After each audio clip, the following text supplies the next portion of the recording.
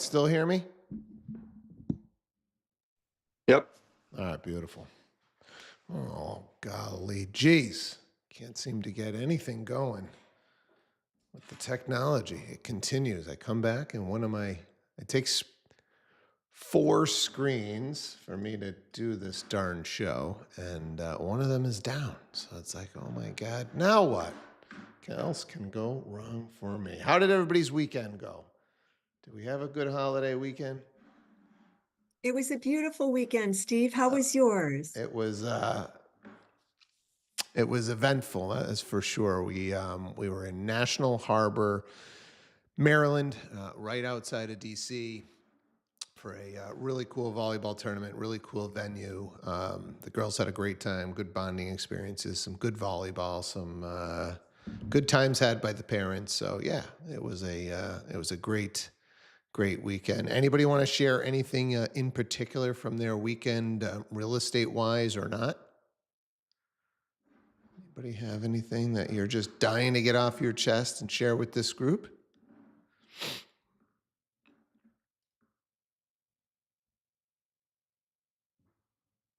Everybody just had a nice relaxing, got some decent weather.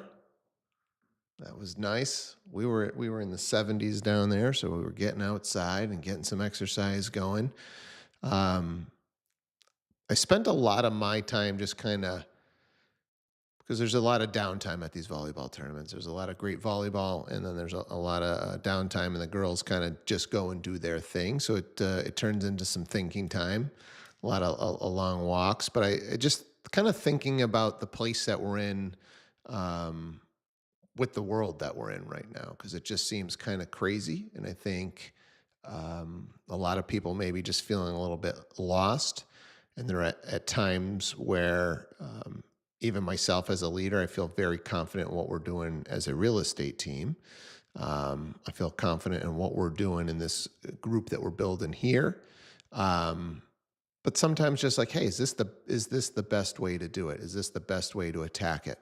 So just kind of spent some time thinking through that on what is the exact outcome that I am looking for. And I think this is a place that a lot of people probably need to go back to, that you're in the grind, you're doing it for maybe reasons that you don't understand. We've kind of talked about that a little bit on this call about, are you doing this business just to make a paycheck? Or are you doing this business because you love this business? What you need to do to execute in this business doesn't feel like work. Because I really feel like that's the key to success in whatever you're trying to do, is if it doesn't feel like work to you, you're always going to be able to outwork everybody else where it does feel like work. So when we talk about, making the calls, sending the texts, having the interactions, getting to the conversation so that you can get the conversion, if that just feels like a lot of work, this is going to be a very, very difficult business for you.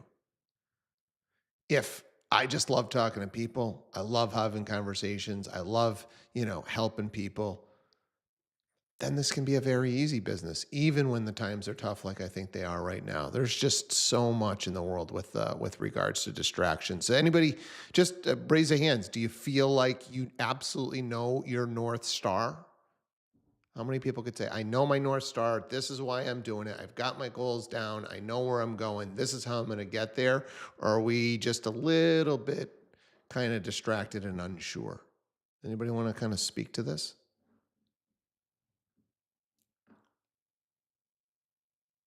Give me I some. got my North Stars, Dave. Yeah. Did someone raise their hand? No, no, go Okay. ahead. You feel like you're just locked in. You know what you're doing. You love what you're doing. I mean, talk to me about, where you're at. Well, so I feel like I know my North Star, but sometimes I go to the West and the East and then I circle back to the North Star. But I feel like even though I may go off, I know like what it is. And I love my job. I love it almost too much, like you. So it's almost too much because my family can say things like, do you do anything, I Hmm. mean, so I do struggle with that balance that my relationship, there is that, hey, I need a little more attention. Why are you doing that offer at 10 o'clock at night? And for me, I love it. It's Yeah. not a problem that I'm doing it at 10 o'clock at night. Yeah. Yeah, and I think it's funny. We were having a conversation with one of about a newer agent, and the comment that got back to me was that this person said, "Well, geez, one of the leads came in at 8 o'clock in the morning, and That's noon by right, then. Are you right, kidding like me? 8? eight, like, and you didn't want to take it." I was watching some random thing about kind of purpose, and one of these it was like these cooking shows where I don't know, it's probably a famous guy, but I don't know which guy he was, but he was doing a trying to help like a pizza shop guy, and so he sent in a silent shopper, and the silent shopper happened to be a very famous pizza review guy named Dave Portnoy. So Dave is like this, he takes one bite of your pizza, and if he gives your pizza at your shop a good rating, your business is going to go up. Like, no doubt. That's how popular this guy has come with his one bite. He gives a score, etc. So the way that the show's going, the owner of the business is hired this guy, or they're doing the show to like help him, and he comes in, and his buddy, not Dave himself, but his buddy orders one of everything. One, they have, I don't know, 15 different types of pizza on the board. And the guy taking the order is all pissy. And the guy making the pizzas is all pissy. And I think he tells the owner, and the owner happens to be there or something, and he's all pissy. It's like you're a struggling business. This guy's got the biggest order of the night, and you guys are complaining. So, like, if that happened to you, would you love it or would you complain? And I think it's a really good way to kind of figure out, do you even love what you're doing? Like, this guy just had the biggest order of the night. You guys are struggling to make ends meet. You can't pay the guy making the pizza because the business is not doing well, and everybody's complaining, including the guy doing the work. So I don't know. I just, and I think for the best, I think it can. And why we try and do a lot of the personal stuff. I think it can then go and affect your family and your relationships, because when it doesn't feel like work, you don't even realize the other parts of your business, or excuse me, the other parts of your world that it's affecting. So by those comments, Chris, I know you've got your North Star, and I know you're going to be phenomenal at this for as long as you want to be phenomenal at it. Like, that's in you. And I think the difficulty for that top producer then becomes, how do I balance the rest of my world if I want the rest of my world, to be living my best life as well? And this is a struggle that we see a lot, not just in this industry, but in general with producers, with the elite of whatever they're doing. When they love that so much, they're almost screw loose obsessed. Who else has got a different take? Where are you at mentally with regards to this career? Let's kind of talk through some of these different things. Steve. I love, can you hear me? Yeah. Okay. I love the grind. Obviously, I have a handful of businesses, and my biggest, complaint from my wife and kids is I don't have an off switch. And it's just, I can't explain it. Some people are just built different. I think you are, I think I am. There's just some people, it's just, it's 24/7. Even when I'm sleeping, my mind's going. I'm waking up in the middle of the night with ideas. And people that don't have that, and they do have an off switch, they don't understand. They just don't understand it, and it's tough because I'm over here and I'm grinding and I'm in the zone, and I am, neglecting, maybe my wife and kids at times, but it's like that's how you get to the top. You don't get to the top, taking a week off because it's school vacation and doing nothing, um, but my biggest hurdle, I love the job.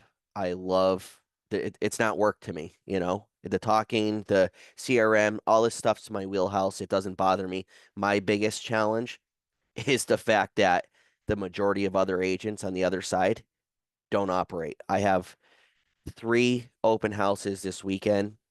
and I have no replies. I have questions. And it's been, I understand it's Easter weekend and it's like, my buyers are seeing me out there. And I said, just trying to lower expectations. I'm out here working on Saturday. I know it's Easter weekend. Others aren't. We may not get a reply till Monday. I'm just trying to, let them know that my responsiveness is not, I have no control over the other end's responsiveness. And I even put in an offer yesterday morning and I like to follow up with, hey, I sent the offer. Here's my email. Don't know. The guy has not confirmed that he got it. So now I have to bug him again and copy and paste that again. Like, I need an acknowledgement that you do have that in front of you. It's not in spam. You're sharing it with, and it that's the most frustrating thing for me. And it's always been kind of running like my other wedding businesses, having workers and delegating. Things aren't done a certain way that I like and timely, and I just don't get people like that. I have no patience for people who, you can see they read the message and then they don't reply, and it's been 3 days. Like, Yeah. if I get a message, you're getting a reply from me within zero point 0.2 seconds because I get inundated otherwise. Unresponsive people are just, that's my biggest hurdle in this business because I know understand there are, different levels of professionalism in this business, but the amount of unresponsive agents is mind blowing to me. And then I don't wonder why certain people don't make it because they can't even reply to a text. I have an offer in your inbox and you can't even acknowledge, yep, got it. Thanks so much. They don't tell you like, hey, our highest and best is 3 o'clock on Monday. You already know that. Here's when we're thinking of making a decision. Instead of making everybody wonder, like, it's just little communication goes a long way in this business. And I guess I'm just going to be a better agent because of it, because I'm experiencing it and I know how other people will feel when I'm on the listing side. I'm going to acknowledge it, say I got it. Here's the game plan. We're going to talk on this day. We're going to make a decision by that day. And then people don't have to wonder. That's my biggest Yeah. hurdle. Yeah. No, I agree with you. I've said it since I've been going on these airwaves talking about this stuff. It is extremely frustrating, it is a constant prayer for me that as the industry gets professionalized, you will weed these people out, but they they don't seem to be getting weeded out. That is for sure. They are still kicking around, and it makes it ultra frustrating for the professionals. And the best we can do is just communication with our clients to make sure they understand that it's not us. Linda. Steve, can I speak to that a tiny Yeah, bit? sure. Yeah, So I think the biggest thing is communication's key because people aren't all insane like me, you, and him. Like they're not all wired like us, but communication's key because I got a couple in too that have made this weekend. And one of the agents said to me, "Hey, look, it's Saturday at noon. It's Easter weekend. I'm not working all weekend." Like what that person does, I have absolutely zero judgment because yes, family time is absolutely huge. And in my 30s, I didn't prioritize it as much as I did my 40s and now at my 50s. You know what I mean? And I've grown to learn that. So if someone's like, I'm taking the whole weekend off, that's wonderful. And God bless you. And I don't, that's wonderful. But communicate that. Communicate that. Like he just said, Steve just, I'm sorry. Like he just said, like he saw it was red, right? You see it's red. That's the frustrating thing. Even answer, I don't know the answer to that. Let me get back to you. Let me this. Da, da, da. Just acknowledge the person on the other line, you know? yeah. That's the key, right? No problem. Time off. We get it. Do that. Matter of fact, it's healthy to do that. It's unhealthy, I think, to do it like some of us do it. And I've definitely grown in that area. But just communicate it. Linda, what do you got? I think that the way that the agent on the other side responds is very telling to us as to whether or not there are people for whom this is their, they know their North Star, and this is something that they absolutely love and are passionate about, and those for whom it is just a job and a paycheck. It's very, very telling in the way that a realtor responds to us. So you can really tell where people are with respect to how they feel about real estate by the way that they treat you it really says a lot, because for those of us who care and for whom it just organically, we're just one, you're just in, and no, you don't have a set, I'm not taking a lead at 8 o'clock in the morning, those types of things. It just shines through, and you can really tell who you're dealing with right away. Um, and I think for those that it's just a job. I agree with you, Steve. Find something that you love, that speaks to you, where you don't set those types of limits on it, where it just flows so organically from you, your responses to it. This is just it's an all-encompassing proposition. It really, really is. And Jeff and I are insanely blessed to be doing this together, because we don't have to explain to a spouse, to a child, right? We just don't even have to explain. We're just all in all the time. So that gives us great latitude and liberty to do this, to love it even more, and to just it never stops, and it just flows organically. And when you were telling the story about somebody who doesn't love what they're doing, it took me back to when I went into preterm labor with my twins. We had just moved to Minnesota. My husband at the time got a fabulous job offer, and we moved to Minnesota. I didn't know a soul, and my water broke in the middle of the night. I was terrified, and he takes me into this hospital. It's about 2 o'clock in the morning, and we walk into this department, and the nurse takes one look at me, and she rolls her eyes and goes, "Oh God."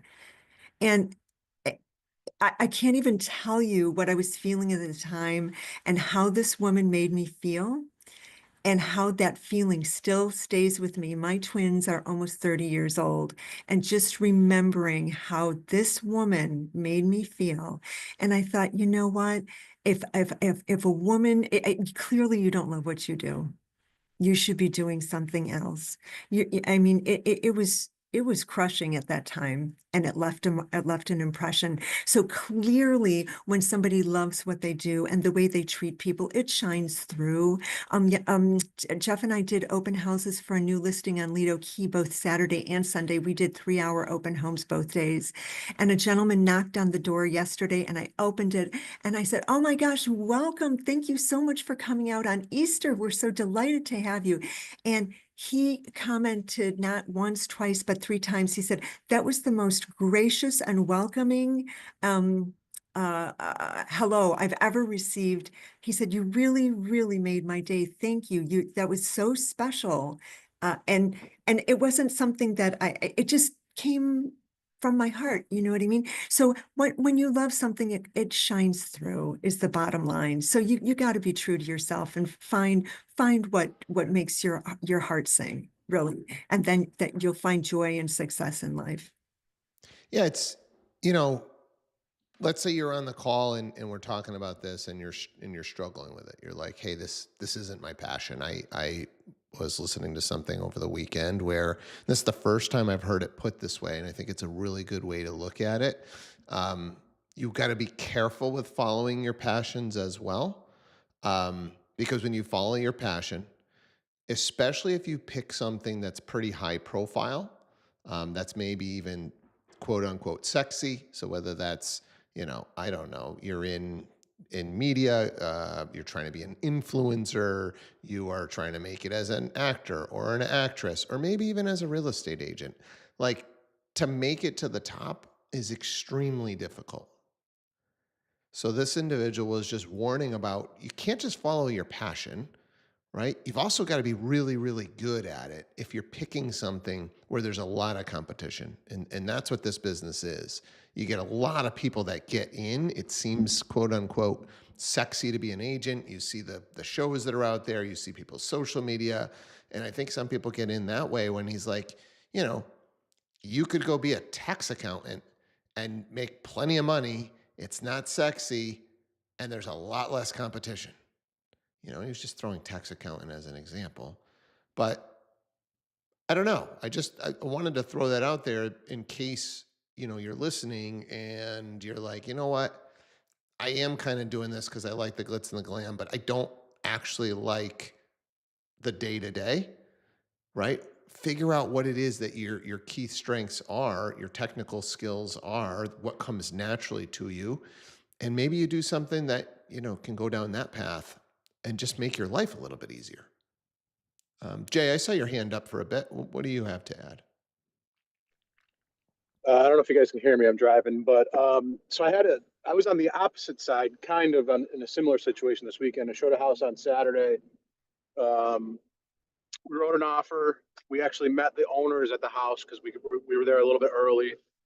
And then, they were older. They had dogs. My client works with dogs, like there was a little bit of rapport built there.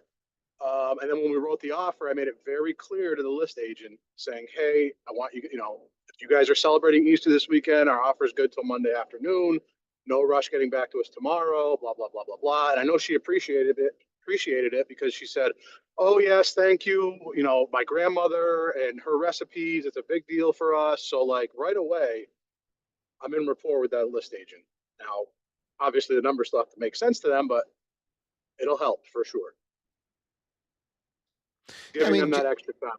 the other thing that I like to pull out of you, Jay, is I don't know that you are kind of like just in general, and correct me if I'm wrong, like what we're talking about this morning, right? Because I know No, you I you are able to kind of shut it down and stuff, but yet you've been able to do this business for a long time.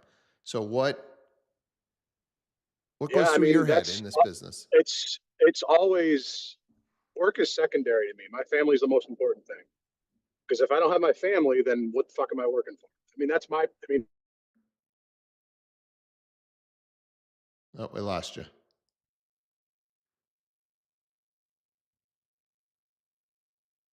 We lost you, Jay. What happened? I think he's got bad connection. Anybody else want to chime from the other side of this? Hey, you know what? I don't feel like I'm as passionate as you guys, but I'm able to. Here's how I attack it, and here's why it's working for me. Anybody coming from that angle, or is everybody on the call just crazy, screw loose about this business? Anybody want to be just vulnerable? You're on the call and you're thinking, I'm not screw loose and I'm nervous if I'm going to make it.